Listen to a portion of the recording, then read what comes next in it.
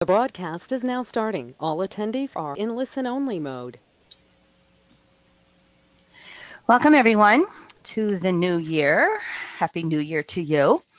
This is our annual forecast on what's ahead for the next year. And any of you who are showing up and studying astrology and to any degree probably have a little excitement coming with everything we're looking at on 2020 with the Jupiter-Saturn-Pluto conjunctions. However, before we get there, 2019 is going to be just as wild. So let's get started. I'm going to be going back and forth here as I get my little mouse working. First of all, our housekeeping slide here at EAN. You can study with us 3 different ways. Leroy, Media Monk, and I have a free weekly audio podcast. We have an astral library that collects all the various workshops, articles, etc. that we do. And of course, we have our Evolutionary astrology course. You can see everything on your screen there. You need more information, you can contact us at the phone number below, or you can contact us at evolutionaryastrology.net. So starting off, here's the ingress chart for 2019, January 1st at midnight. And I always use 0 degrees, Aries houses, because then this makes a generic chart that we can all look at no matter where we are on planet Earth. I like to draw in the aspects. Every single planet is aspected in this chart. You can see the square on your screen, Sun, Saturn, balsamic Pluto, the south node of the transiting moon in Capricorn's balsamic Pluto. All 3 of those balsamic Pluto just point to the crumbling of old realities, and yet that effort to try and make it last, to make the status quo continue just as it is, especially in the consensus world and those collective circles that we look at with nations. It's most of them don't have the handy little tool of astrology to help them understand what's coming up. So all they do is just get all fearful and shook up. And of course, when that happens, what do? We try and make it last.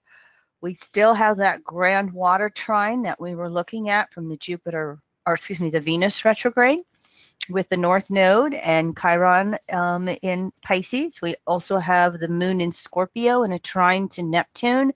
So there's a lot of water in this chart. Now, astrologers draw up that ingress chart because it's just like a birth chart for the year. It gives you the flavor.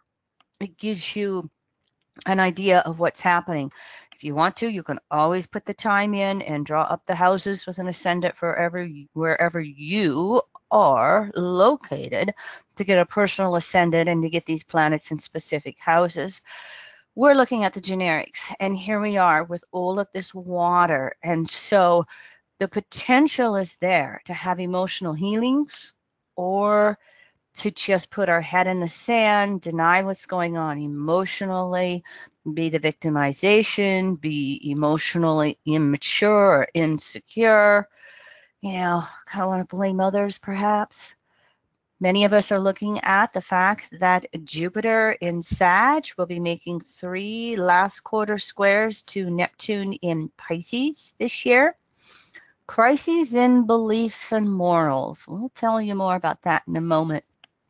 And then, of course, Mercury up there in Sag, last quarter square to Chiron, and a winning trine to Uranus in Aries. And so Jupiter and Sag, how much self-honesty do we have? Or are we going to project it out to others, blame them? Are we going to cling to the lies and deny what's really staring us in the face? And then perhaps one of the things that we notice the most out of everything in this chart is the fact that Uranus moved into Aries to start a brand new 2-year cycle around the zodiac just shortly before midnight 2018. Uranus at 0 degrees Aries is going to stir up everything this year. This is part of that excitement that's going to go on.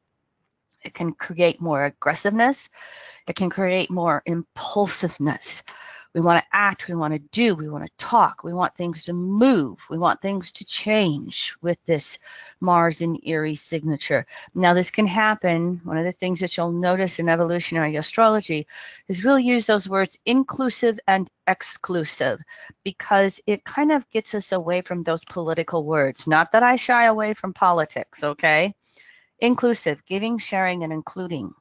Exclusive, taking, hoarding, and excluding. Those are two highly different orientation principles. And so again, that aggressive energy of Mars can go either way, inclusive or exclusive. It'll be determined by each of us individually and by all of us as collective groups in various parts of the world. 2019 trends. I always like to look at the numerology. If you add up the numbers to 2019, they become a 3. We initiated a 3-year. So the seed thoughts were initiated in 2017, a 1 year. Last year, 2018, we were germinating everything. Now, energy speeds up again. Everything wants to start moving. 3 years are about communication, creativity, self-expression, relationships. What are relationships if they're not communications? And of course, it's adaptability and transformation as well. So whatever was germinated last year in 18, now it starts to pick up speed. Now it really starts to take off again. It's a faster year. And one of the things that we need in a 3-year is adaptability so that we can go with the changes. However, in the consensus world, those approximately 7 out of 10 people worldwide who cannot think outside the space-time they were born into, they operate much slower. So this will add, just the 3-year will add to the insecurity and instability feelings for the consensus consciousness because they want all that security to be maintained with planets in Capricorn and Taurus, Uranus and Taurus. And so that consensus world has a tendency to lag behind a little bit, and they're always trying to play catch up. And the catch up has a tendency to come with those cataclysmic events that create that crises that give us a choice point to go back to yesterday or move forward into tomorrow. Stay tuned. We'll see how it goes. I, by the way, am really doing a sinus drain. So every so often when you see my little mouse move up to this corner and I mute myself, just have some patience. It's going to blow my nose and I'll come right back.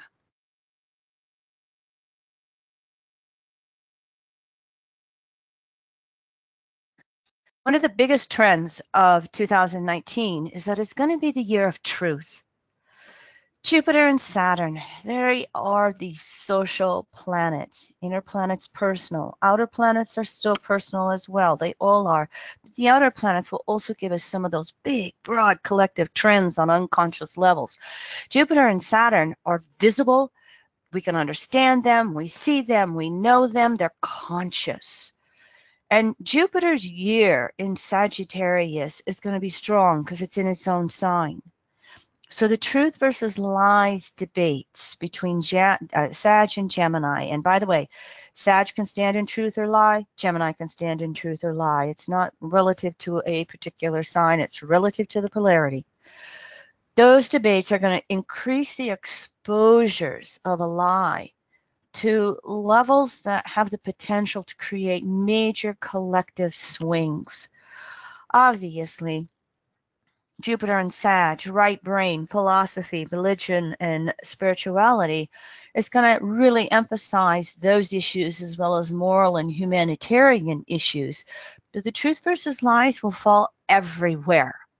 And, you know, if you've been alive on planet Earth and you heard fake news, you know, that we have a lot of misinformation or outright lies out there that are taking place. And so will we continue to sustain them, or will we start to say, no, I'm not going to buy into that. I'm going to find a source of information that I can trust to be as honest as possible. I do think we'll continue to see a lot of news articles in regards to Catholicism. Part of this is not just Jupiter and Sag, but it's also the transiting nodes in Cancer, Capricorn, and the abuse of children, mainly young boys, that have taken place for decades and decades. The issue is not going to go away because the people are standing up and saying, we won't let you get away with this lie or hypocrisy anymore. And of course, Jupiter and Sag, they not only rule long distance journeys, and the ninth house is included in this, they rule distant lands. And so when you have a lot of Jupiter, Sag, your ninth house in your chart, you can move outside the country you were born into. You can marry someone of a different race. You, what we in EA call, search for your spiritual tribe beyond your biological. Well, what this does in the consensus world is it really puts all of the immigration and refugee issues in the news. They're not going to go away with Jupiter and Sag. It's going to ask us to address these issues. Sometimes we will inclusively, and sometimes we will exclusively. And of course, Jupiter Sag rules publishing. So legal issues and lawsuits. And in the United States, thank you, international listeners. Okay, I have a U.S. perspective or filter. The U.S. Supreme Court is the ultimate law of the land in the United States. So whenever Jupiter is in Sagittarius once every 12 years, they become front and center in the news. You can expect that there will be Supreme Court decisions on cases that will surprise and shock. And what it will do is create a lot of grassroots energy on a statewide level, on a congressional level. In other words, there'll be various movements born or expanded this year to really get us going with what it is we want to see change in regards to what's the standard of right, wrong conduct that our laws are based upon. The philosophy comes first, the law comes second. When we don't like the law, we disagree philosophically, and that's what becomes the issue that we bring to the surface with Jupiter and Sag. And of course, you can't talk about legal issues and lawsuits without mentioning Donald Trump and his family. I think 2019 is going to be the year in which they reap what they have sown. If you are a fan of Donald Trump, you have the wrong astrologer. I am not a fan of Donald Trump, and I make no excuses for it. Here's Donald's chart. And of course, in the middle of December last month, the progressed north node has moved from 20 degrees Gemini back to 17 degrees Gemini, and it's standing on his Uranus, an orb of influence for, oh gosh, I like to give the slower progressions and solar arcs almost 3-year windows of influence, year before, year of, year after. Even if we just go the last 3 months of 18, first 3 months of 19, that creates a lot of emotional impulsiveness and emotional verbosity. Not that he needs any more, but it's emphasized in Don's chart. And by now, 2 years into the office of the presidency, everybody probably recognizes he's not real well known for stating the truth. These Jupiter-Neptune last quarter squares are going to create havoc for him this year. The Jupiter retrograde cycle will oppose his Uranus 3 times. Neptune is going to square Uranus, and then throughout 2020 and 2021, Neptune will square his nodes and his sun moon. And if you look at Neptune hanging out over here in the 7th house, there are the people who blindly believe whatever he says is gospel. And there are the people who almost become slack-jawed, looking at the TV and going, he said what? Going, it's provable fact. How can you just, you know, he's a 12th house Pluto. He's a Pisces soul. He believes what he says. And that Gemini Sag energy, his beliefs change from moment to moment. And so believing what he says changes from moment to moment. This is someone who has no basis in reality. I think reality is going to be catching up with him a little bit. And again, Jupiter opposing that Uranus 3 times. The facts are out there. This is what you said. This is what you did. You do not get away with the lie anymore. And I do not think this person will go down gracefully. I'm on record for saying I didn't think he'd make it for 4 years.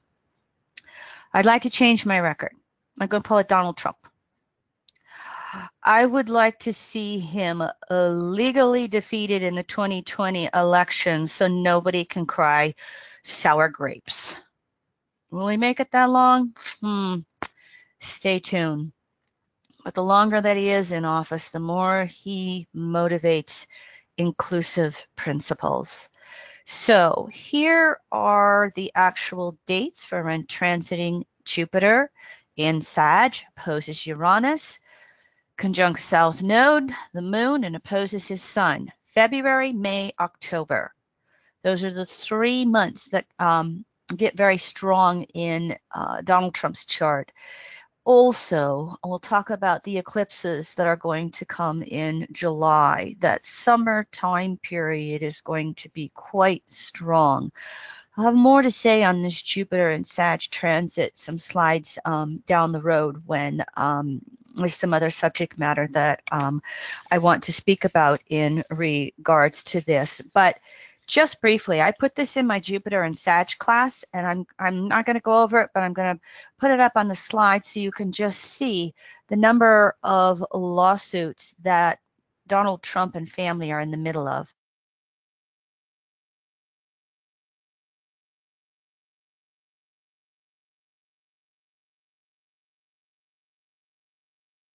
A number of lawsuits. There's also a new one on here that has not been mentioned, and that one is the press and journalism filing some lawsuits for him in regards to threatening freedom of the press.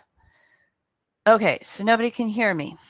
Okay, I'm going to pause for just a moment while Leroy figures out whatever he needs to figure out with things.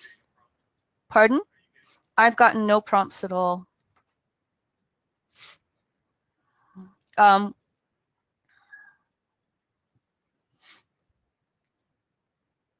Hopefully this will show up on the recording for everybody, even if you're having trouble being able to hear it. Okay, so what was going on? Did I not come in? For momentarily for me. However, Irma, Maria, Antonio, people are responding that they can hear you. So let's just continue, please. Okay. Okay. So as I have to mute and blow my nose, when I unmute, I'll just pause for a moment before I start talking again so that we can let the recording catch up with us. Okay. So what we're also going to be looking at this year with the Jupiter-Neptune squares is the evolution of our belief systems. Jupiter-Neptune as a planetary pair are our beliefs on the broadest levels possible. Jupiter Pisces 12th house, Neptune Pisces 12th house. But Jupiter-Sag ninth, we have a personal implementation of it. Last quarter squares are crises in consciousness. So these squares are going to bring us spiritual crises in every area of our life. We're going to be looking for what has value, what has meaning. I can't believe I'm living in a world with all of these climate change, earth events going on, and nobody is doing anything about it in the United States on a national level. So anytime that you have those periods of confusion, periods of dissatisfaction, disillusionment, all of those Neptunian words, get yourself out in nature as much as you can. Get yourself with the four-leggeds who are always in rhythm with natural law just as much as you can. Because we're all going to be questioning things. And this is going to be a time period to speak our truth. But we also have to recognize what these last quarter squares will expose is where our personal truth is a limited version of universal timeless truth. So it's a 3-year. We've got to be willing to let go of our defensiveness around our opinion, Gemini opposition to Sag, or our perspective of beliefs that give us security. We've got to be able to open up. How well can you step back and just consider something from the perspective of someone who is in consensus consciousness? And can you understand where they're coming from? It doesn't mean that they have the absolute truth. But the more we hold up that wall of defensiveness, the more they have something to fight back against. The more that we can say, that is an interesting perspective. Would you be okay if my perspective was different?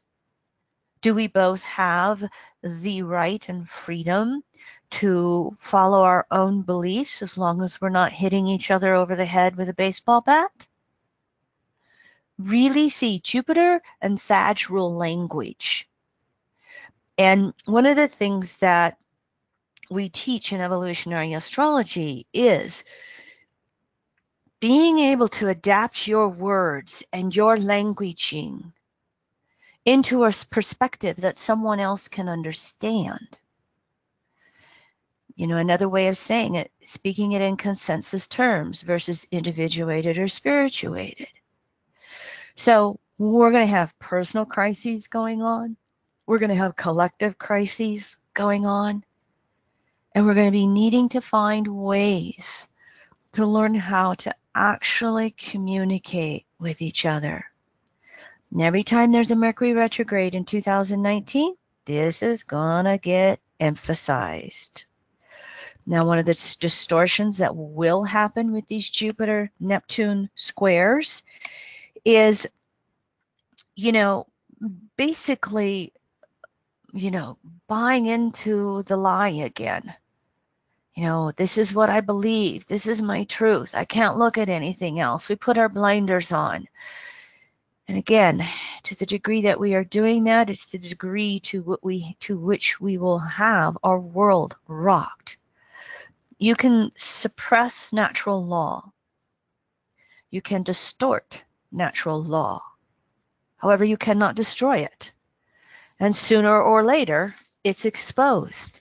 And if we're not aligned with it or open to adaptation with it 3-year, then rug gets ripped out underneath us. So probably most of you who listen to this webinar, you're ambassadors this year. You are voices of truth the best you understand it. How well can you evolve your own languaging to help others understand and find broader and broader understandings. Now, the Jupiter-Neptune squares are also going to really increase the truth versus lies debates. And what can happen here is there can be a weariness of politics. We already have Democrats announcing they're running for the U.S. presidency 2 years ahead. And that can lead us to that Neptunian, Piscean disassociation and escapism. And it's going to be important here that we remain spiritually, socially, and politically active through these squares.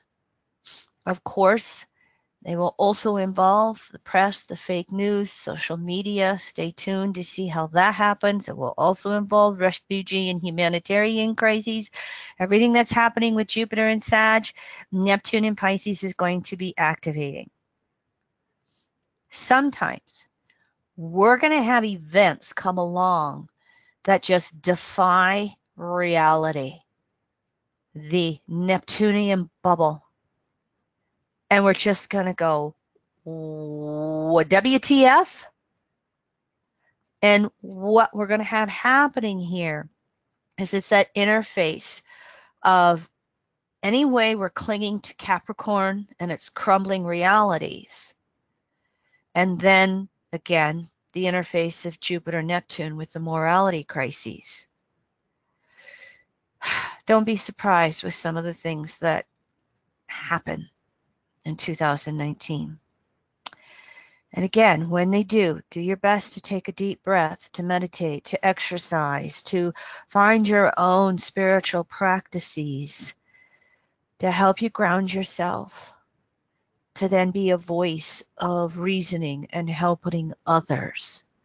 And one of the most important things that we need to remember as well is that the truth of natural law, universal, timeless truth, it's always been there. It's simple. It's not hard. It doesn't need a book. It doesn't need a special outfit or a building. And so you want to speak it as well as you can. And again, be open to changing your mind, expanding your beliefs, because no matter where you are, there's another ripple widening out in your world, even for your own personal beliefs. Sometimes some of these consensus characters are blessings in disguise, showing us such an extreme of what we don't want, then it helps make what we do want more visible and conscious and aware. And of course, I think this is one of the biggest issues as well for 2019. And yes, this is the refugee crisis from Central America, but this could be the United States or England or France or almost anywhere on planet Earth, maybe not Scandinavia so much. The quote from a gentleman fleeing, Central America couldn't take it anymore. After decades of U.S. intervention, chronic poverty, corruption, and structural violence, Central America just couldn't take it. And I have, bless Leroy, he probably gets so tired of me. We're the ones who went down there and destroyed Central America, and now we're wondering why they all want to leave. We're doing the same thing in the Middle East. This is going to be transiting Pluto, balsamic natal Pluto, karmic, what do I want to say? I want to say comeuppance. This is going to be meeting our own country as a karma, recognizing this stuff over the next 5 years, all the havoc we're creating with our military. So be a part of the voice that says, shouldn't we take care of all children anywhere and everywhere, no matter what? And Another thing to point out is that Jupiter, Saturn, and Neptune are all three transiting their own signs of rulership this year. Jupiter in Sagittarius, Saturn in Capricorn, Neptune in Pisces. It actually increases the strength of their respective transits. It's a simpatico, it's symbiotic. It's the same energy doubled. So each one is starting a new generic, or some astrologers say solar cycle when they're in their own sign, around the zodiac. Jupiter for the next 12 years, Saturn for the next 29, Neptune 165. However, Neptune's also finishing up a trip around the zodiac, moving through Pisces. So it kind of goes both ways, which is Neptune. Neptune can be anywhere and everywhere. The three of these together create this interface between what's real and what is illusion. So these planets are also part of that picture that just makes it, hard to figure out, what's real, what's not real. And the more fearful we become, the more we try to cling to yesterday. So a mantra for 2019, Jupiter and Sag, Neptune, show me the truth. Show me the truth. It's as simple as that. When you run into your own confusions, all you have to do is inwardly, outwardly say, show me the truth, source, show me the truth. And you repeat it again and again as a mantra, and it will calm down your world, and it will show you what is real for you, and then what's not, and what needs to change. Now, I think climate change is going to be a part of almost every planetary aspect that's going on, but especially with Neptune in Pisces. And so, Saturn in its own sign of Capricorn, balsamic Pluto, the crumbling realities, the earth events that just make that denial of climate change harder and harder and harder to maintain. Will 2019 be the year that even on political levels, specifically on the U.S. national level, will it start to change? Stay tuned. Regardless, climate change is more or less going to end up being led by the grassroots uprisings, which are the Cancer polarities to Saturn and Pluto in Cancer, South Node, transiting through Capricorn, polarity Cancer. Decide how you want to be a part of that. I'm just trying to hit bullet points. If I went through every little detail with every slide that I'm bringing up, we would be here for a few days. You get the point. Your own imagination and intuition can start to take it from here with what I am putting on the screens for you. Now, another big trend in 2019 is what we call the Capricorn compressions. I'll let you look at the screen for a moment while I pause or mute.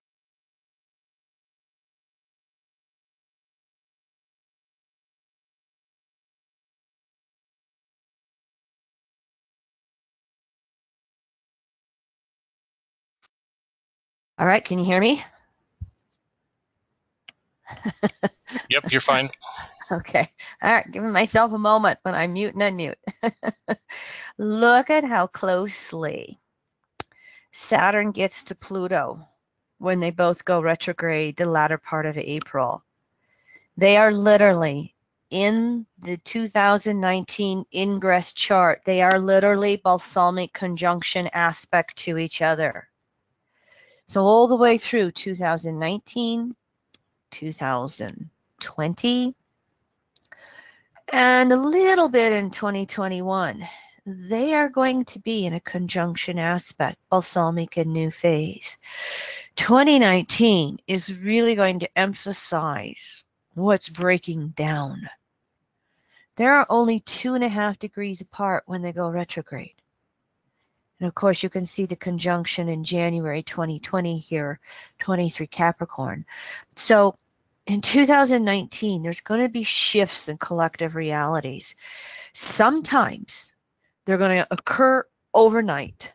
It's just like something's been out there and out there and out there, and all of a sudden the collective consensus goes, oops, changing 180 degrees. That is going to be mixed in with all kinds of slow pendulum swings, meaning no matter how hard we try to make this old structure in the physical world work, it just doesn't work anymore. And it's becoming more and more and more obvious.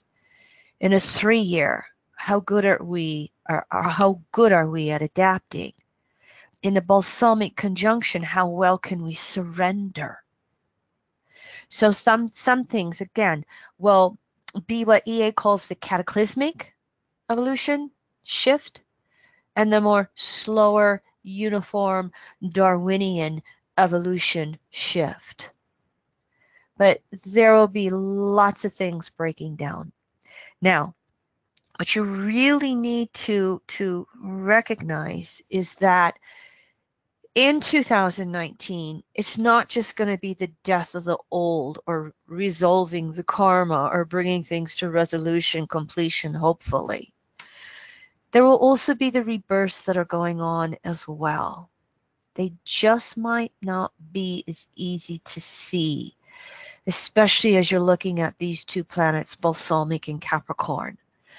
So that Jupiter-Neptune square, what are the intuitive hits that you have popping up into your own consciousness of how you need to make a change here or a change there? The new beginnings start coming in before the conjunction. Just like as we get to 2020 and 21, we're still going to have old stuff die off while the new beginnings gain some momentum.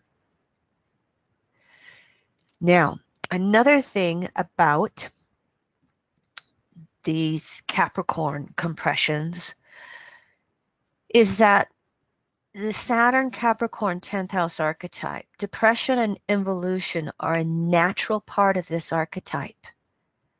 Because when those outer realities and circumstances no longer serve our soul, they break down. The Capricorn crystallizations break down. And it causes us to question why. Capricorn is a passive polarity. It leads us inward. And it leads us to that Cancer polarity where we have those inner emotional reflections that cause us to become aware of our own personal inner dynamics and motivations. Why do I operate this way? Why do I cling to this structure in my life? Be it a job, be it a marriage, be it a house, be it the area of the country you live in, be it a political persuasion. And so there's a lot of internal, what's it all mean? Why is this happening throughout 2019? And being a 3-year, one more time, important that we put one foot forward, making any necessary changes that show up in our life. Now, I'd like to just point out that it's not going to be bad news all year. Especially Pluto and Capricorn. It's a 15-year cycle. We have more or less had almost 11 years, 2/3 of Pluto's transit through Capricorn.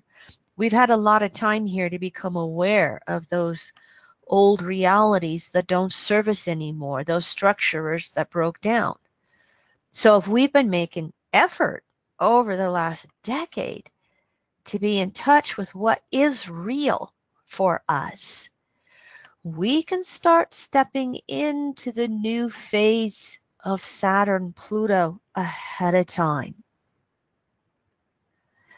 Every ending opens up space for a new beginning. Every time something dies, there's a void. What are you going to fill it up with? Yesterday or tomorrow? So if you've been working to ground yourself through Pluto and Capricorn, to create new reality, new structure, to evolve your career, there can be many opportunities here for soul growth, career advancement, familial healings, resource stability, regardless of what's going on in the world. And you can be in touch again with those intuitive hits of whatever new realities are coming for you. I will give you an example that's very personal to me. Some of you may know that I have a Capricorn ascendant. My ascendant is 21 degrees Capricorn, 35 minutes. The 2020 conjunctions of Jupiter, Saturn, and Pluto all take place in my first house.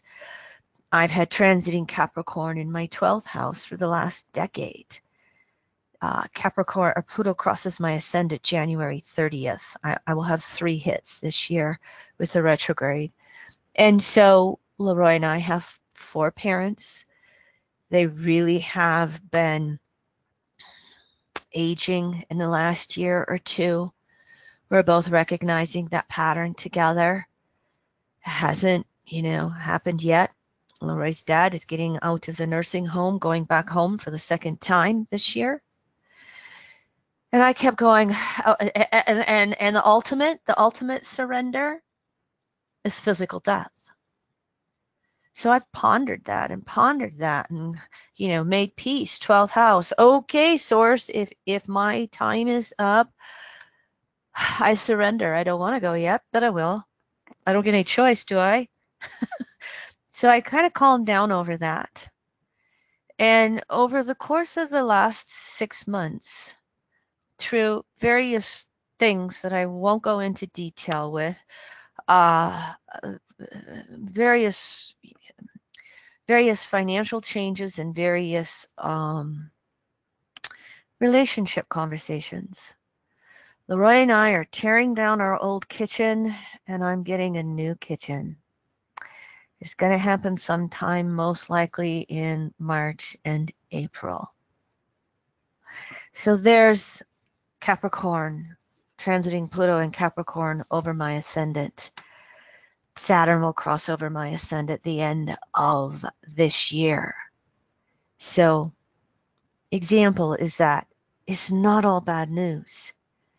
If you are grounded, if you are real, if you are trying to work with that archetype of Capricorn, you can have a much smoother transition with reality than, say, some of the consensus may have. Now, one more thing. You probably have heard Jupiter's in Sag this year, but it's going to be in Capricorn, Capricorn next year. And so this Capricorn energy is just going to increase into 2020. So I like to talk about it. I'm a big picture gal. Transiting Jupiter, Saturn, and Pluto in Capricorn will all conjunct the transiting South Node in Capricorn. And they will all conjunct the natal South Nodes of Jupiter, Saturn, and Pluto. I'll show you in the next slide. It's not just the nodes of the moon. Every planet has a South Node and North Node. As a matter of fact, every person alive on planet Earth today, with a few Jupiter and Gemini exceptions, or Jupiter and Sag exceptions, all of us have South Node of Jupiter in Capricorn. All of us have South Node of Saturn and Pluto in Capricorn in our natal charts. The July 4th, 1776 chart for the United States has the South Nodes of Jupiter, Saturn, and Pluto in Capricorn. Therefore, the North Nodes are in Cancer, transiting in natally. If you are someone who has natal planets in Cancer and Capricorn, or natal planets in Aries and Libra, those planets are so activated. They're activated throughout 2020 by Jupiter's year-long transit. They're activated in 18, 19, and 20 by Saturn's transit. And of course, you've got that long 15-year transit of Pluto that's going on. So happens that it's also quite active, again, in the natal US chart and Donald Trump's chart as well. First of all, let me just give you a little bit of information on planetary nodes. All planets have paths where they move north of the ecliptic, the Earth's path around the sun, and south of the ecliptic. And because they're so far away from Earth, their nodes are not opposite. The only nodes that are exactly opposite is the moon's, because it's so close to Earth.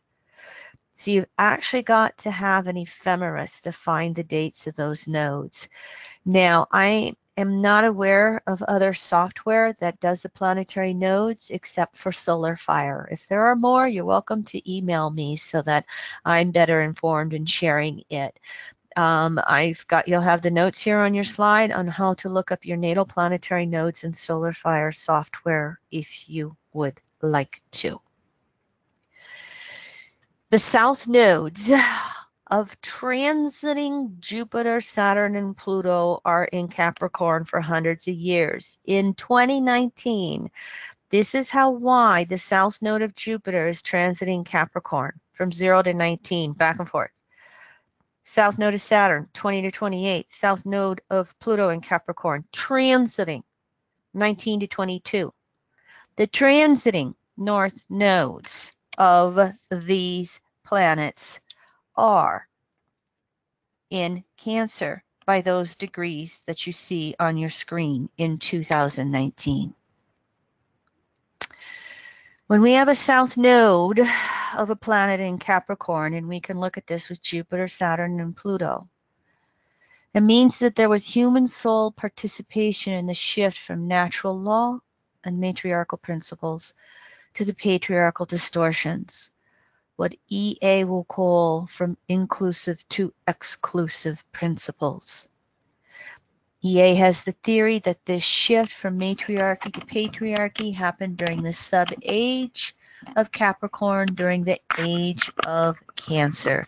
These ages were created by a gentleman called Mark Penfield, I think it is. They follow Uranian 84-year cycles. They were popularized by Jeffrey Green and Stephen Forrest. So this shift took place from matriarchy to patriarchy approximately 7,500 to 6,500 BC. We go back 20, 30,000 years, and we were very matriarchally organized. We were very communally based for survival reasons. But we were also very egalitarian within those societies. If you would like some history on this from the perspective of archaeology, Rianne Eisler's book, The Chalice and the Blade, I highly recommend that book, or all of her books.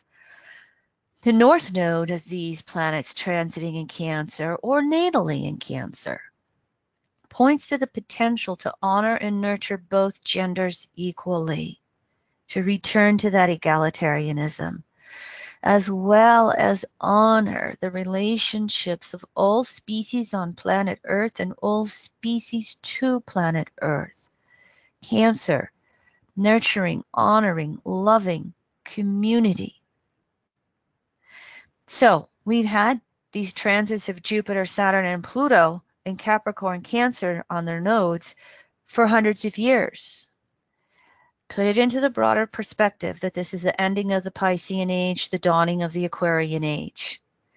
According to Mark Penfield's theories, I don't think he puts the dawning of the Aquarian age until like 2130 or 2160.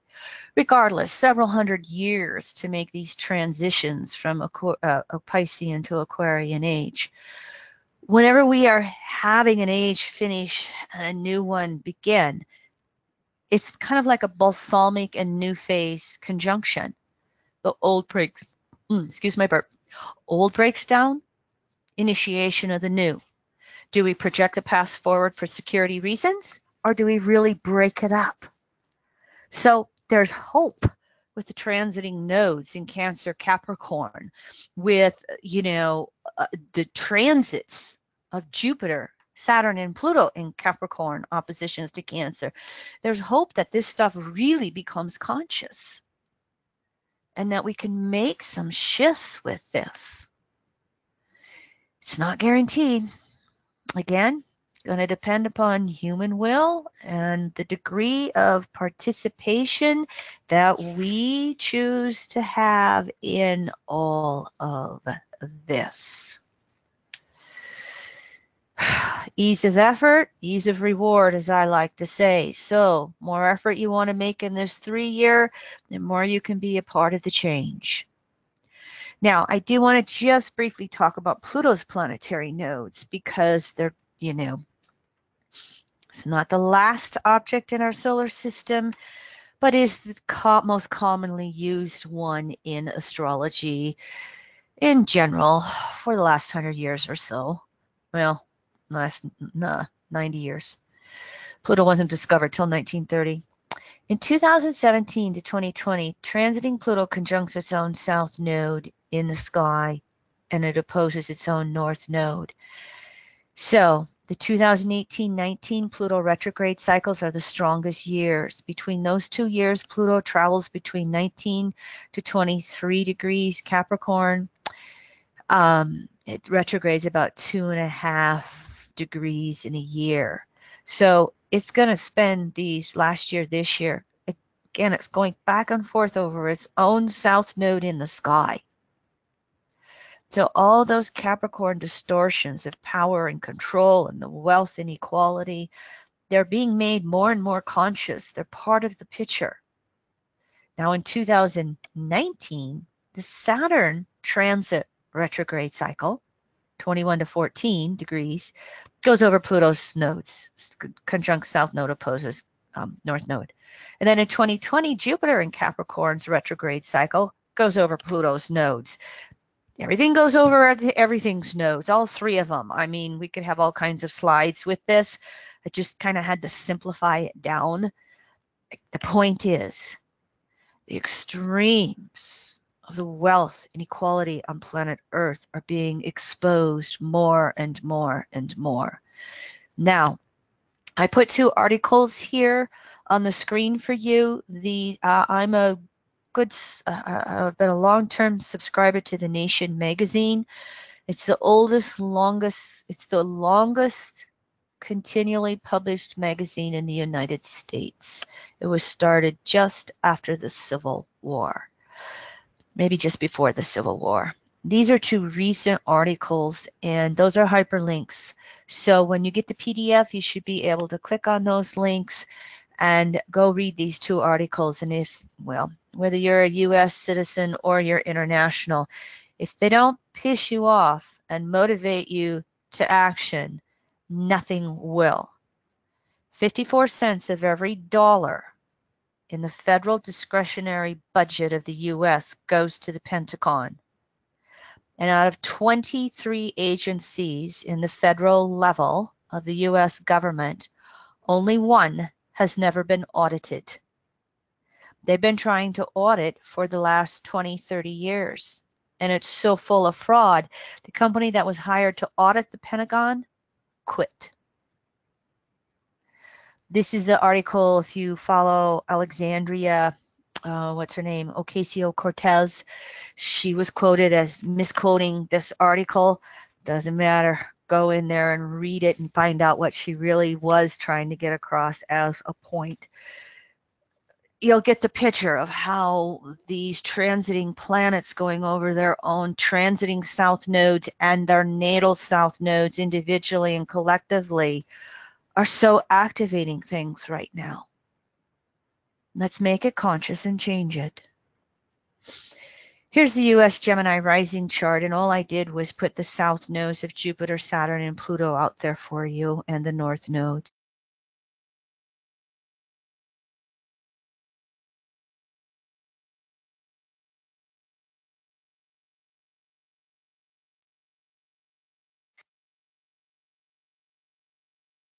This way you have the actual degrees of the natal nodes of these planets for the United States chart.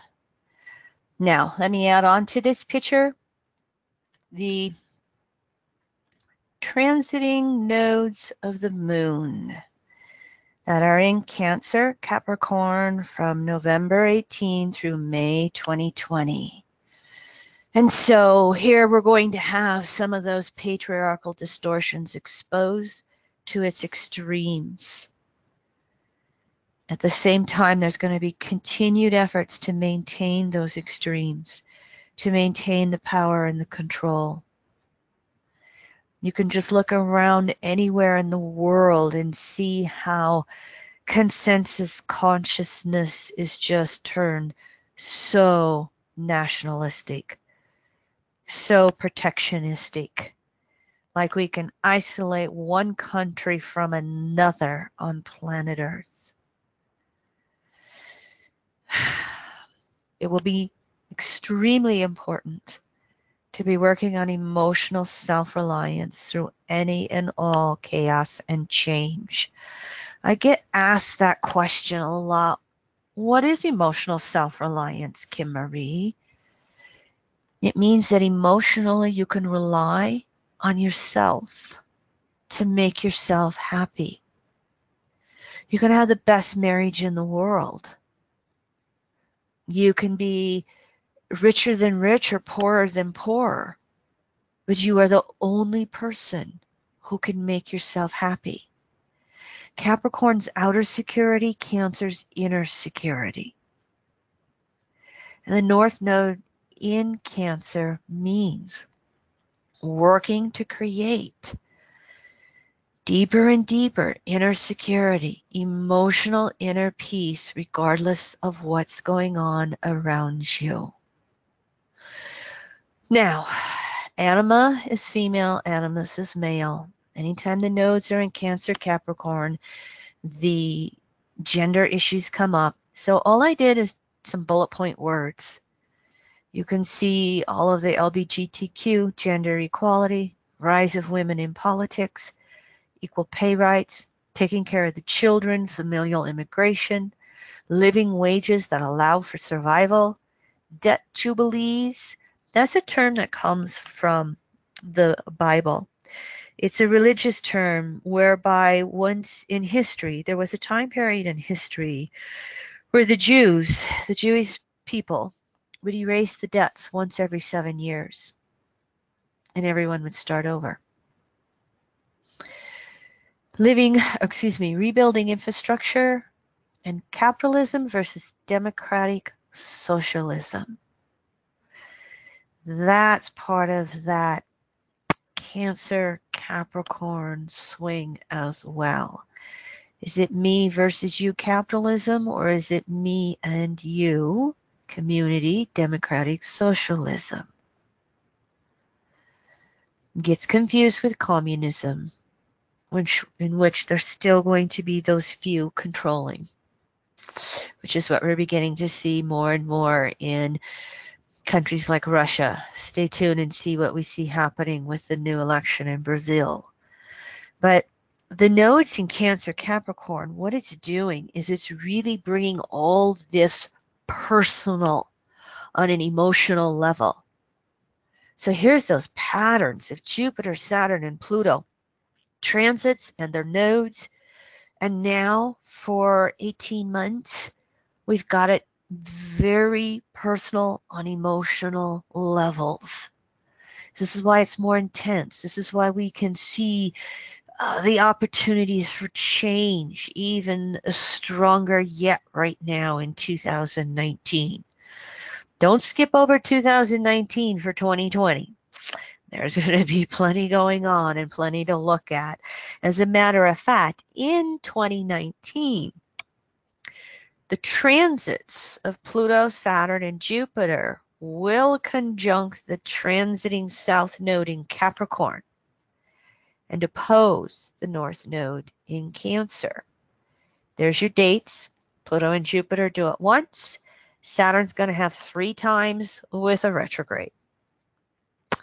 So these dates can be a little bit stronger in the time periods around them, depending on how fast the planets and nodes are moving.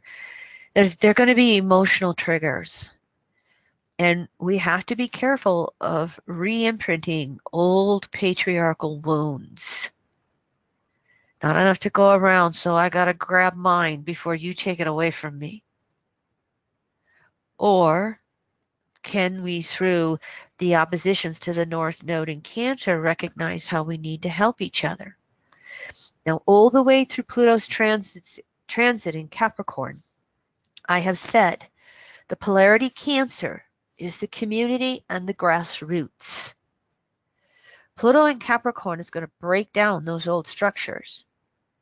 But if the collective does not want to activate the Cancer polarity, we won't see the changes that we want to see in the world. I said 2017 was a year of activism, 1 year. 2018 was a year of activism. Oh, by the way, 2019, year of activism. Still continuing, everybody. And now we can make some progress. So a lot of these changes are going to come from the grassroots up as it breaks down and we go, how do we take care of ourselves? How do we take care of our family? What do we do about this debt whereby young adults can't buy a home because they're so bound up with college debt? You know, when 3 people in the United States have as much wealth as the bottom 165 million, something has to change. It's not sustainable. I got some ideas for that coming along, okay? Let me kind of just bring in the eclipses with the nodes. Here's what we look at with a solar eclipse. All right, I'm going to mute one more time as you can look at that.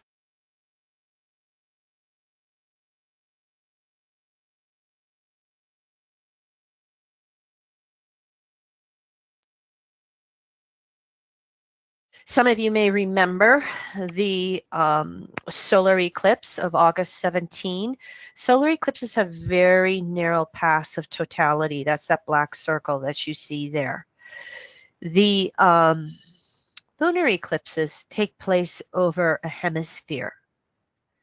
You can see an eclipse of the moon over half of planet Earth.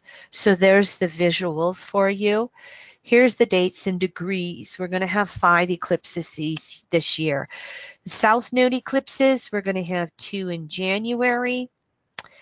And then we're going to have one the tail end of this year right after Christmas. So there's the dates for you. Now I want to just show you some charts. And I use the United States chart because there's, you know, that Pluto in Capricorn, and then the 4 planets in Cancer, Saturn in Libra, Chiron in Aries, that cardinal modality so active in the United States chart. Every eclipse through Cancer Capricorn is going to activate the United States charts. What I do want to point out is on the evening of January 20th, the morning of January 21st on the East Coast, if you have clear skies, this total lunar eclipse will be viewable across the United States. And what happens is, you know, the moon just turns blood red. It doesn't totally disappear. It gives you all those beautiful photos you can take if you have the type of cameras that will do night photography. I think a lot of what's happening is the soul of our country is going through deep reviews. Our political structures, the wealth inequality again, all the gender issues, be it fairness between men and women, be it the sexuality, be it, you know, the pay. I mean, we're all noticing how many women ran for office and were elected in 2018. We can see that continue through 2020. I don't think it will back off. Now, when it's a South Node eclipse season, it's dealing with issues of the past. They're coming to a head in order to be healed and evolved. The distortions is we remain emotionally stuck. And with Capricorn, we'll do more power grabs, more fiscal irresponsibility, and we'll have more nationalism and protectionism. Last time we had South Node in Capricorn, North Node in Cancer. We had a U.S. presidential election between, who was it? Al Gore and George Bush, and we had some Supreme Court shenanigans that went on, and counting the shads down in Florida. That was the power grabs. That was just an example for you of what can happen when we have that South Node Capricorn, North Node Cancer. I think it's going to be a little harder to keep that stuff hidden, because this Cancer Capricorn nodal transit, we've got Jupiter in Sag. I hope I'm correct in there. I'm intending it. I'm going to put my energy into it. And then the eclipse that's going to be the end of the year in December 26th, and again, extremely active in the U.S. chart. It'll be interesting to see what's going on a year from now at the end of 2019. Are we just bombarded with politics in our world? Will we start to see some of these changes in revamping, dying out structures?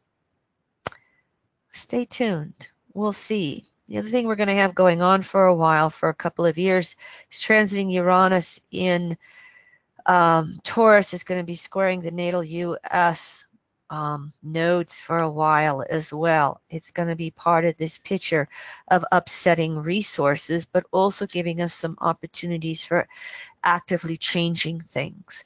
Now, this eclipse in December is going to be an annual solar eclipse.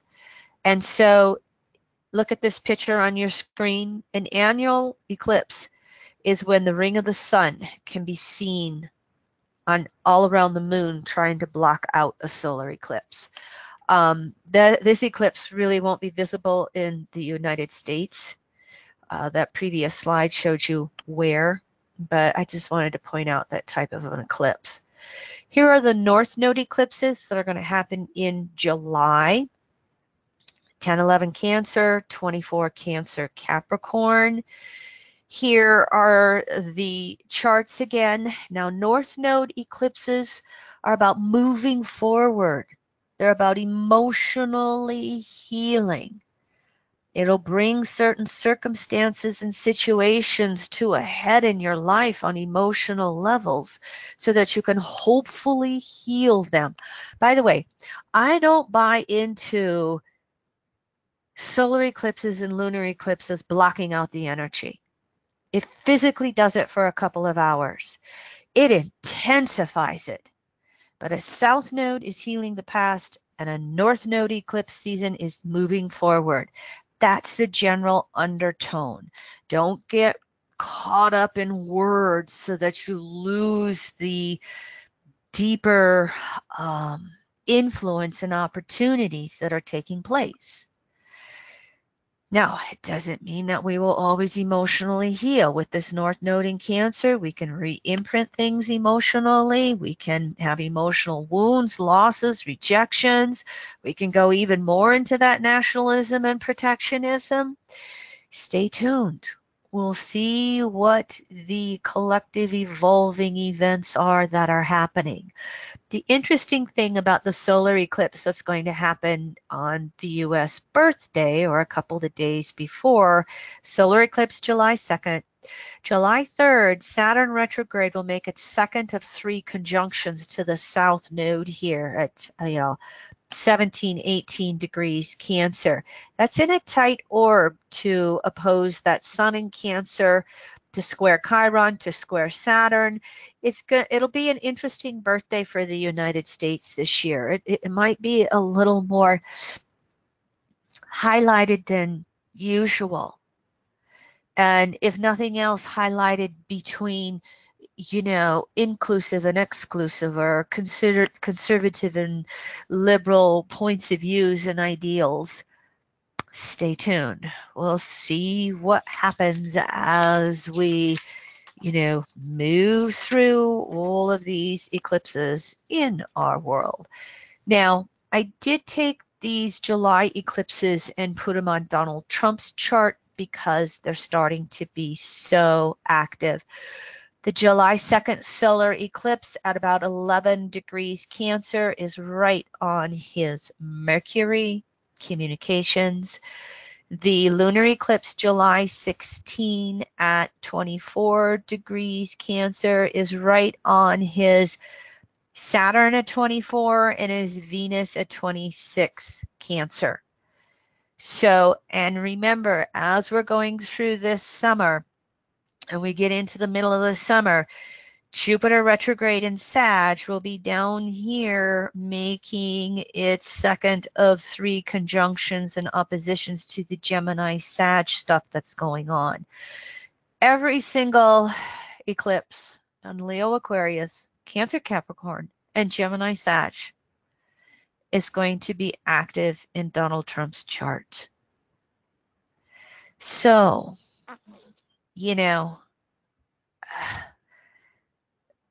there have been those who would hope over the last 2 years that the Donald would mature emotionally and rise up to the office of the presidency.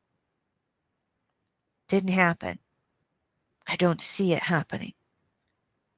What I think the potential is more come this summer, and especially if the legal scandals are really starting to show the facts of how they have avoided taxes and laundered money in the real estate world. It could be the public opinion that changes. That can be what is the real biggie. And with Donald Trump's emotional immaturity, he's emotionally immature. Will he get even more extreme? Will he act out even more? I don't remember who the journalist was, but the day or two after the midterms, the journalist was quoted as saying, "We've seen Donald Trump winning in the first 2 years of his presidency. We're about to find out what he's like when he's losing." I'll be right back.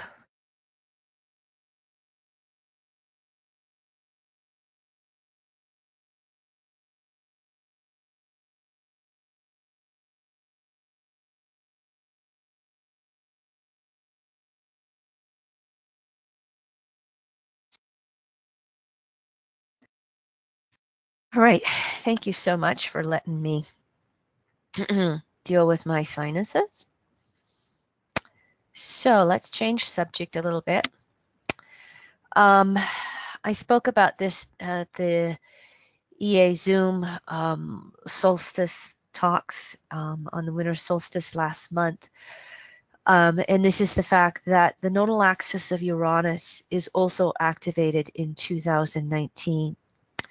The south node of Uranus is in Sagittarius. These are the degrees. The south node of Uranus in Sag is moving back and forth throughout 2019. North node in Gemini is the same degrees. Now, they don't start out 11, go to 17. Nor do they start at 17 and go to 11. They vary widely. And some of it is again, the path of the Earth, the ecliptic, how that moves. There's a couple of variables in there, but the degrees go back and forth, and you really do have to have the ephemeris for a specific day. But Jupiter transiting in Sag is going to conjunct the south node of Uranus and oppose the north node. It is going to do this natally, because each of you on this call have a south node of Uranus in Sag and a north node in Gemini. The transits of the south node of Uranus, again, as I just said, are in Sag, north node in Gemini. So both are activated. Only now it's Jupiter activating Uranus instead of Jupiter, Saturn, Pluto activating the nodes of Jupiter, Saturn, and Pluto. Now, from mid-December of 2018 to mid-January, we're right in the middle of a month where the transiting Jupiter in Sag is conjuncting the natal U.S. chart's south node of Uranus in Sag. It's conjuncting the south node of Uranus in Sag in Donald Trump's chart. And it's conjuncting the south node of Sag in your chart. Then when we get into the, from about mid-June all the way through July, August, and September, transiting Jupiter is going to be finishing up its retrograde cycle, 24 to 14 degrees Sag, goes direct 14 degrees Sag. I don't have the date in my memory. And so what will happen is Jupiter will make the second and third transits over the south node of Uranus in Sag and oppose the north node of Uranus in Gemini for all of us. Now, we won't all get the transit 3 times, but most of us will. So I'd just like to point out, Jupiter in Sag is strong because it's in its own sign. It's strong because of the last quarter squares to Neptune in its own sign. And it's strong because it's going over the nodes of Uranus. Now, the south node of Uranus in Sagittarius, it will relate to unconscious memories of natural law, the knowing of what's right and wrong, the unconscious memories of being able to honor our authentic self. The distortions of Sag are Pollyannaism, compensating, compromising, go along to get along, rather than this is who I really am and this is my truth and I walk my talk. And so we've done that before.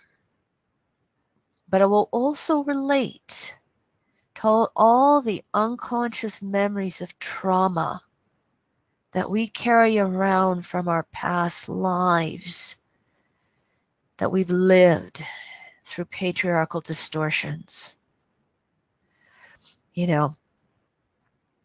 Who of you have had a past life regression or an intuitive tell you have past lives as a shaman or a healer or a witch and you got burned at the stake or your tongue cut out or crucified in the name of religion, all of that kind of stuff.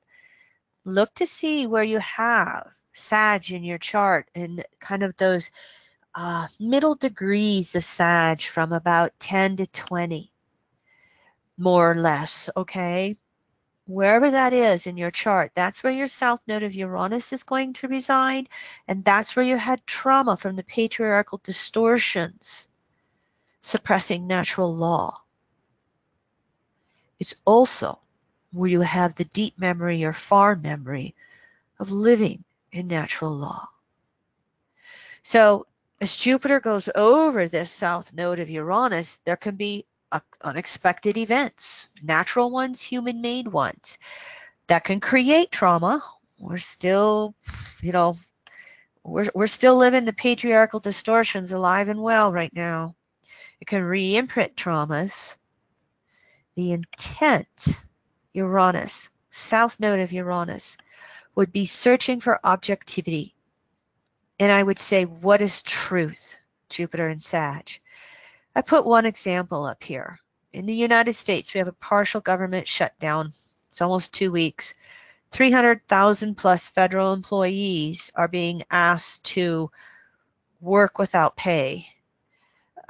Another 400,000 have just been told to sit home without pay.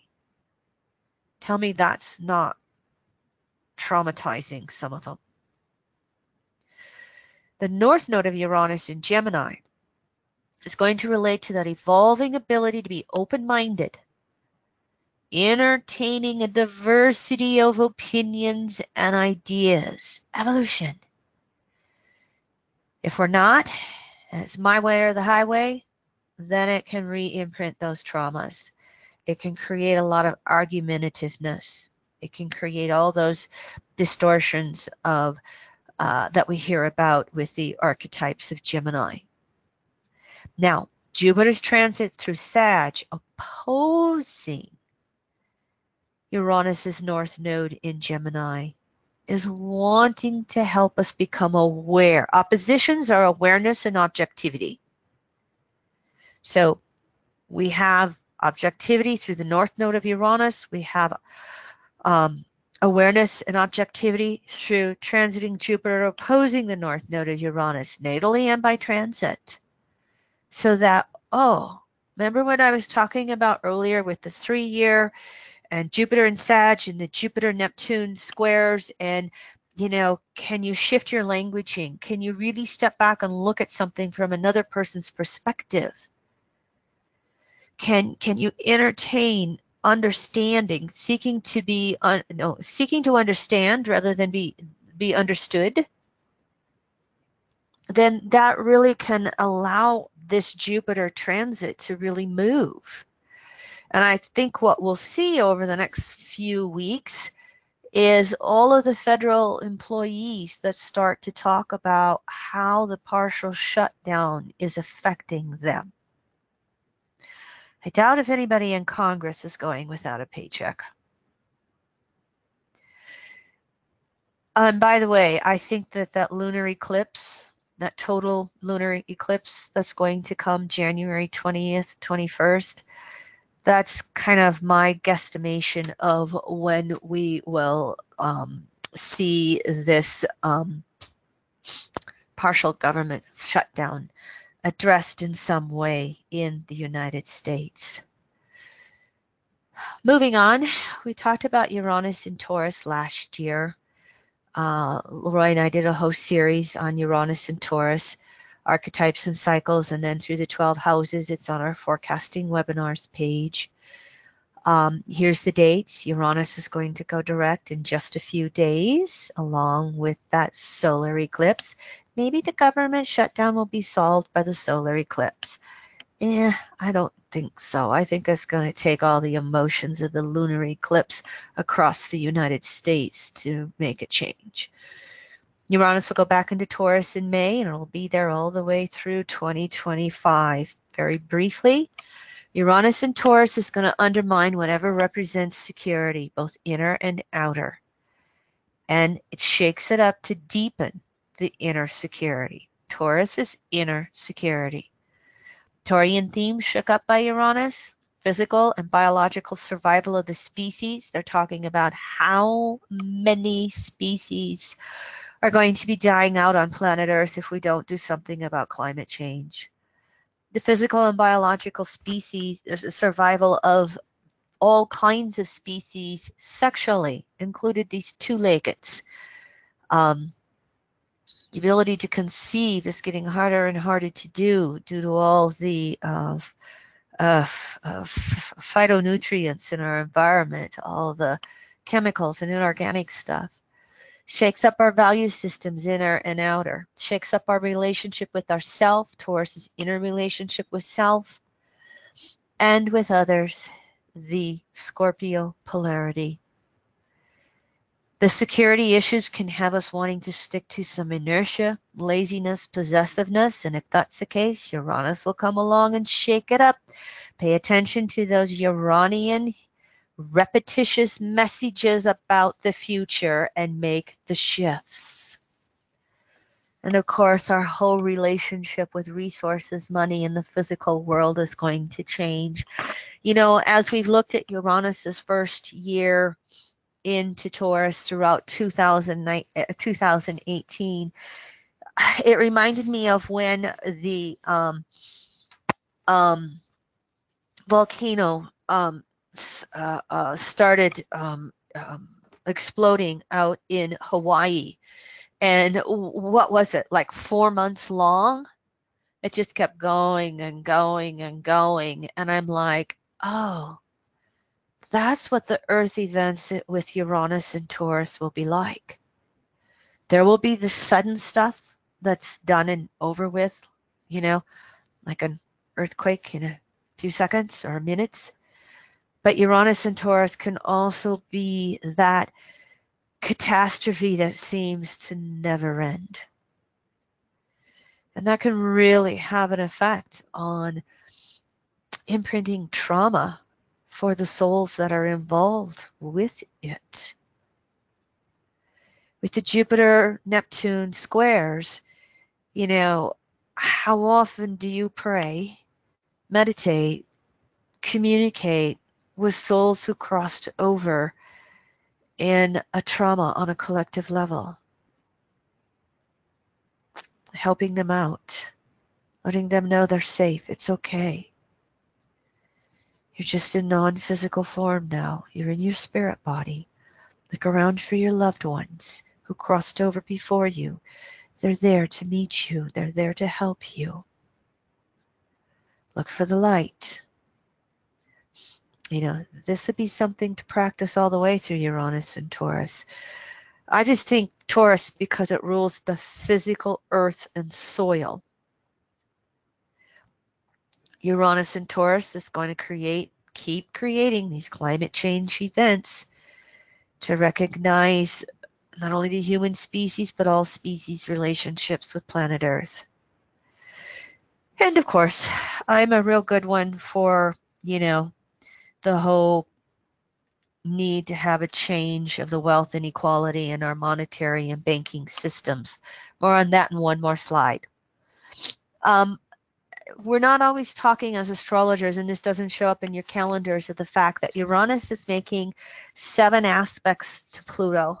They're called biseptiles. They're taking place within the first quarter phase. Here's your dates. Blue is 2019.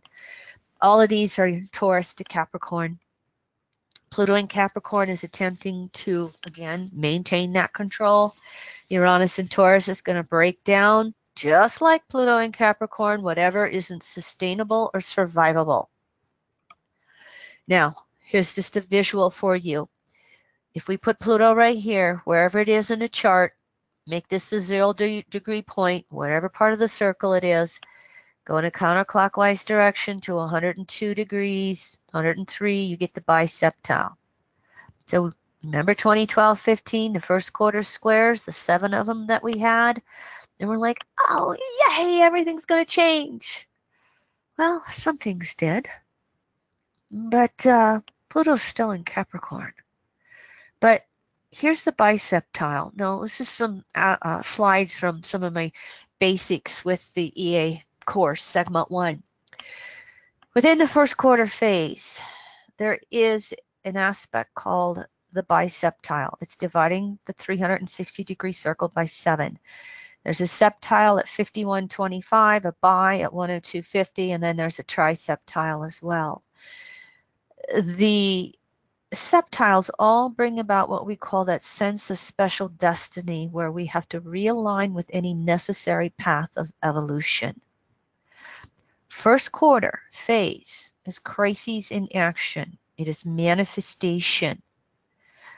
But whereas in the first quarter phase, we're trying this and trying that and trying this and trying that, by the time we start to move to that biseptile, we want to be fine-tuning it. And if we've kind of headed off in a little bit wrong direction, we want to realign the direction. And so when you have the biseptile aspect, especially in first quarter phase, well, all the septiles, will appear as faded. The biseptile in first quarter phase is going to bring about faded necessary circumstances, what appear to be faded. If you're on your own alignment, you're not going to have any, necessarily hardships from the biseptile. It's a realignment aspect. It's just to try and get us back on our path again, whatever that may be, between whatever 2 planets are biseptile to each other. When Uranus is biseptile Pluto, both of them by transit in the sky, what we have going on here is consensus consciousness, which is very Saturnian. They're afraid of all the changes that came from the first quarter squares between Uranus and Pluto. And they try to cling to the past and traditions. Example, all this economic unrest that's exploited as racial and immigrant issues. They're going to take my job. We need the immigrants to be paying taxes in the United States. And Saturn in Capricorn, emphasizing this even more.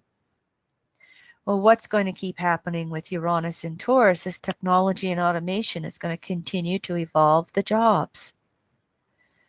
Climate change events are going to continue to come along. Nature will force the fated events biseptile to create some of those green energy changes or work with what some of the progressive Democrats are calling the New Green Deal that links healthcare and jobs with pollution and wealth inequality. The biggest thing is that these biseptile aspects bring the potential to realign, but they do not guarantee it. The degree of realignment will depend upon the degree of involvement, meaning you and me. So here's a couple little facts for you. From 1901 to 2016, Republicans have controlled the United States executive and both branches of Congress 3 times. When one party has the executive and both branches, the House and the Senate in the United States, they can make the laws, the president can sign them. 3 times the Republicans have had control, and guess what? 3 times after they had the control, we had huge stock market losses. 1901 to 1910, the panic of 1910, stock markets lose 26%. Great Depression, remember that in the late 30s? 89% stock market losses. 2003 to 2006, the Great Recession, stock markets lost 53%. Here we are for the 4th time, up until tomorrow, Thursday, January 3rd. For the last 2 years, Republicans had control of the executive and both branches of government. And what did they do? They passed one of the biggest tax cuts for the rich we've ever seen. Wait till you see the majority of citizens in the United States file their tax returns and find out, oh, with the new tax law, I didn't have enough money taken out of my taxes. I got a little extra money in my paycheck, but now I owe the government taxes with my income tax. That's enough to say, how active can you be? I've got more on this, okay? This is one of my favorite slides. Some of you may have seen this before. I'm an advocate of public central banks or public banking. Public banks return the interest to the government, the people, and the infrastructure. Private banks loan money to the government that's paid back with interest by the people or the taxpayers. Publicbankinginstitute.org. I invite each and every one of you, no matter what city of the world you live in, to join this organization and educate yourself. I'm from South Dakota. North Dakota is the only state in the United States that's had a public bank. It has a central public bank, the Bank of North Dakota, founded in 1919. 100-year anniversary of the Bank of North Dakota this year. Let's see if that shows up in the news. You know, the banking industry will try and keep that suppressed, but you can go start researching articles on this or get the public bank solution. It'll blow you away on what we can basically change with regards to creating public banks. There's movements, there's grassroots movements going on. I've been a part of this for a dozen years now through Pluto and Capricorn with city banks and state banks and county banks and the grassroots movements that's coming in the United States. All we're going to need is that next downturn, which many astrologers feel could happen in 2019. Even more think 2020. I also think 2021. We'll see how long we can falsely shore up the stock market. Now, one more thing I'm going to put in here. Now go back to banking. Uranus-Neptune. Uranus has been making 5 waxing semi-squares to Neptune for the last 2 years. It has one more to come in early 2019. And together, they just evolve our collective social beliefs. And as we look at these waxing semi-squares going from Aries to Taurus, which Arian initiations are sustainable. Let's look back just a moment. The 1821 conjunctions accelerated the Industrial Revolution. They happened in Capricorn. The 1993 conjunctions accelerated the technological revolution. Those conjunctions happened 18 to 20 Capricorn. We've now moved from 1993. Uranus has moved 45 degrees beyond Neptune. And so we've had the new beginnings. We've had the initiations. Look how much technology has changed since the early 90s. How many of you had a computer before 1993? I got my first one in 1995. Look what we've done with cell phones. Look what we've done with medical technology. Anywhere you want to look at it. Look what we're doing with artificial intelligence and robots and the natal labor, as they call it, where you have a tiny little job. It's not 40 hours a week, but you do this little job and that little job, and hopefully you can piece it all together. The workforce is becoming globalized. I don't care what Donald Trump tries to do in regards to tariffs. The multinational companies, he's going after it the wrong way. He's got to go after these multinational companies. They don't owe allegiance to any country. And no pocketbook but their own. And so we're going to have the day in the future during the Uranus-Neptune or crescent phase, I should say, where there's not enough jobs. Automation is making jobs obsolete. Have you ever heard of universal basic income? I recommend you start studying it. Remember public banking, where they take the interest and return it back to the government rather than going into the pockets of the wealthy 1% or thereof?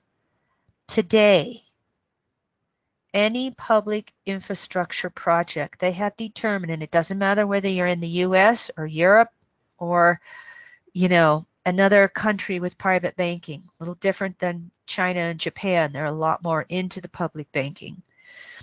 The government controls the banks, we should say. Maybe it's not always in the interest of the public. I'll clarify that.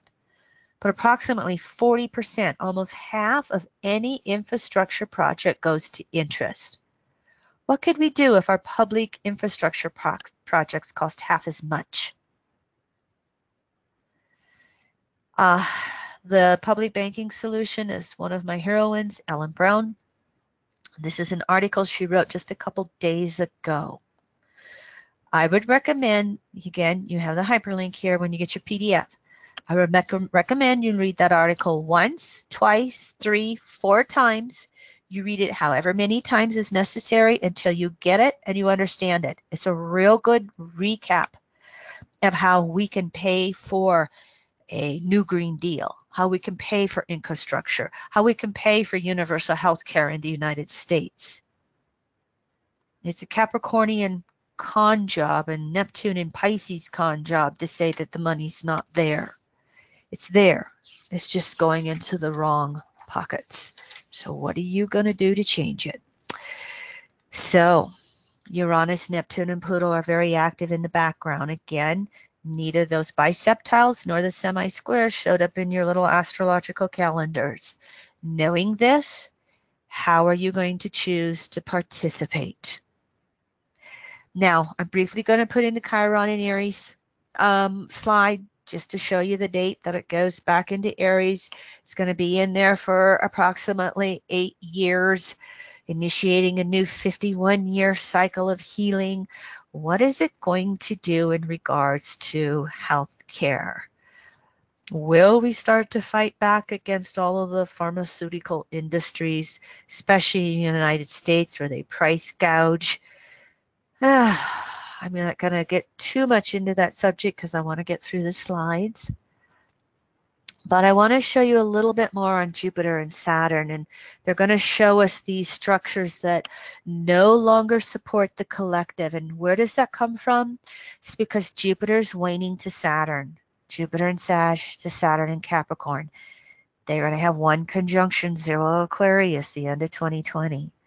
But Jupiter and Saturn are waning to all 4 outer planets. I lump Chiron in with the planets these days as well. So Saturn doesn't make any aspects to the outer planets in 2019. However, Jupiter will make waning aspects to Saturn, Uranus, Neptune, and Pluto. Just Saturn, remember, balsamic conjunction orb to Pluto, and these waning aspects of Jupiter to the 4 outer planets, it will create a collective angst and depression as exclusive interests gamble to control as much of the political power and resources as possible. How many of you knew that 8 people in the world have as much wealth as the bottom half? It's unsustainable. So Jupiter and Saturn, remember I said they're those social planets? It's necessary to organize consciously, organize the interest of the many and channel any of that depression, involution, into changing the structures from the ground up. Doesn't matter what the issue is. So here's the actual dates and degrees when Jupiter makes these waning aspects to the 4 outer planets. And again, right now, Jupiter will be active via retrograde in the summer. Those summer eclipses that are going to come along in July. You know, Jupiter in early, late summer, you know, going over those south nodes of Uranus and Sag, opposing north node in Gemini, starting to put some of these pictures together that it could be quite active in regards to this summer. And then here's looking forward into the future again. Here's the Jupiter, Saturn, Pluto conjunctions that are going to come in 2020. We'll address those next year as we get closer and closer to those conjunctions, and we get a little bit of a handle on what happened this year. Now, in the United States chart, Jupiter opposes Mars 3 times, squares Neptune. Saturn squares Saturn, last quarter square Chiron, and Uranus is going to square that nodal axis and semi-square Mars. And of course, the nodes, the north node in Cancer, the south node in Capricorn is going to go over the U.S. Cancer Capricorn planets, square Chiron, Aries, Saturn, Libra. U.S. chart's pretty active this year as well. So basically, here's when the north node in Cancer makes its aspects to the planets in the natal U.S. chart. It's going to be more of everything we've talked about up to this point. Comes down to inclusive versus exclusive. How will the soul of our country and our self-identity move forward? Or will we just stay stuck?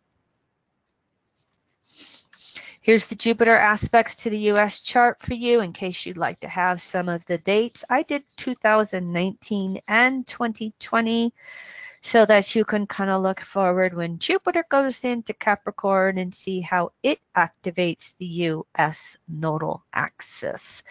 Now, keep in mind that if you use the Sibley rising chart, the 5:10 p.m. chart for July 4th, every single one of these aspects on this page is correct. The only thing that will change is the moon. And we don't have Jupiter aspecting the moon here. Here's the Saturn aspects to the U.S. that I talked about, both 2019 and 2020. So not only do we have Jupiter, Saturn, and Pluto meeting in the sky in 2020, we also have Saturn making 3 conjunctions to the U.S. natal Pluto in Capricorn. So we're not going to wait till 2022 when transiting Pluto conjuncts the U.S. natal Pluto. It's going to start getting activated already. Okay, now let me back up. Jupiter only does it one time to the U.S. natal Pluto late 2020, but Saturn will do it 3 times through its retrograde cycles. All right. Here's the dates and degrees of Uranus squaring the natal nodes in the U.S. chart. And, you know, we've just come off of South Node Aquarius, North Node Leo. And, you know, Aquarius is, in many ways, activism. It's the group. It's the tribe. It's what are we going to do for the betterment of everyone versus Leo, me. And so as Uranus squares those nodes here throughout 19 and into 2020, it's going to kind of revisit those issues. It can bring, again, upsetting resource events. Will it be climate change stuff? Will it be forest fires? Will it be hurricanes? Will it be some other banking structures, you know, falling apart? Uranus and Taurus will be the downturn of the stock market. I still look at it as opportunities to, again, Uranus in Taurus, resources, creating new resources for banking and new, you know, structures of how we disseminate wealth. It's not guaranteed. It depends on how much each of you want to be involved. Okay, going to close out with the Mercury retrograde cycles in 2019. Whenever Mercury's retrograde, Leroy and I do a free webinar. You can see the next one will be March 3rd when we have Mercury retrograde in Pisces.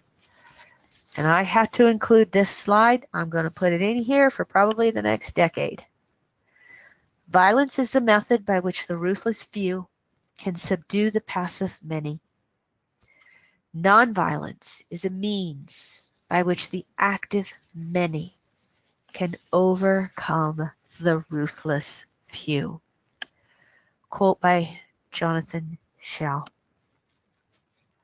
All right, I gave you my big news earlier. I'm not going to be having a lot of classes. I will do my segment 1 classes once a month, but I won't be doing a lot of public webinars over this winter into spring because of the changes we have going on inside the house.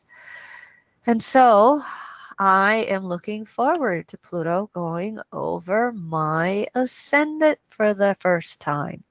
Retrogrades in July, and I think makes the 3rd passage, and I used to know the date, October, November, something like that. One thing that I will be doing instead of classes is I'm looking at running a consultation special the month of February. I have not given a discount on my reading sessions in 5 or 6 years. I'm going to create a little extra income for myself with this remodel. And so when it's cold up here in the northern plains and the snow's blowing and I can't get outside and it gets dark so early, I thought, yeah. So stay tuned to listen to our weekly podcasts that we do. We'll announce the details of that when it gets to the end of January. All right, everyone, that's the end of my slides. Comments or questions? I forgot to say, if you have any, you can interrupt, ask Leroy, ask me. Can blow my nose while I see if there's any comments or questions.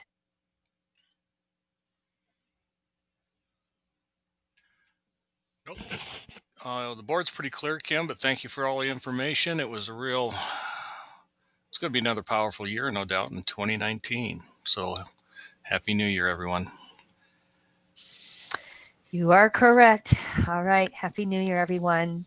Thank you for being interested in the Evolutionary Astrology Network. Wishing you all the best in the new year.